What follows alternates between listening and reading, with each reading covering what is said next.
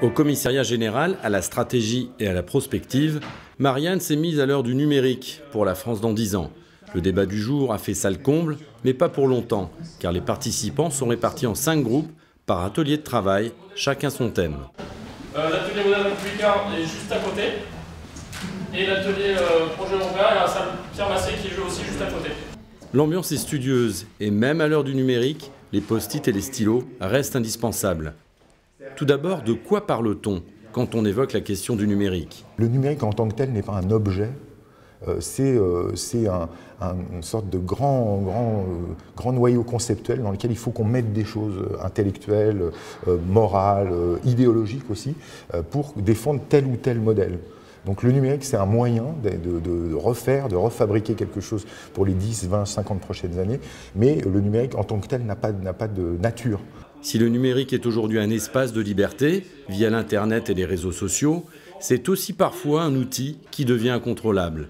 La République doit-elle avoir peur du numérique? Elle doit avant tout ne pas avoir peur de ses citoyens qui se servent du numérique pour s'exprimer, pour s'organiser, pour agir.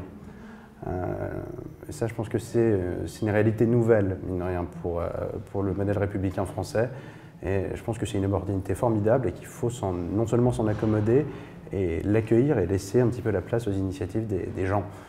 Ici, dans cette salle, on traite de l'impact dans les 10 ans à venir du numérique sur notre modèle productif. Le système où il y avait des entreprises qui fabriquaient et de l'autre part des consommateurs peut disparaître, s'horizontaliser avec, oui, des producteurs qui sont spécialisés dans la production, mais aussi des consommateurs qui deviennent eux-mêmes des producteurs. Vous avez des imprimantes numériques qui vous permettent à faible coût de construire votre produit. Enfin, de A à Z, il existe maintenant, grâce au numérique, des moyens de faciliter cette construction. La fin du monopole des entreprises quant à la production est un bouleversement qui nécessite la vigilance de l'État et pose la question de son action dans cette France numérique.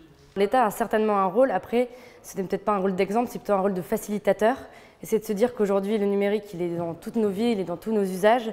Et peut-être qu'il peut il peut aider à ce que l'innovation, finalement, aboutisse à des exportations, à de la compétitivité.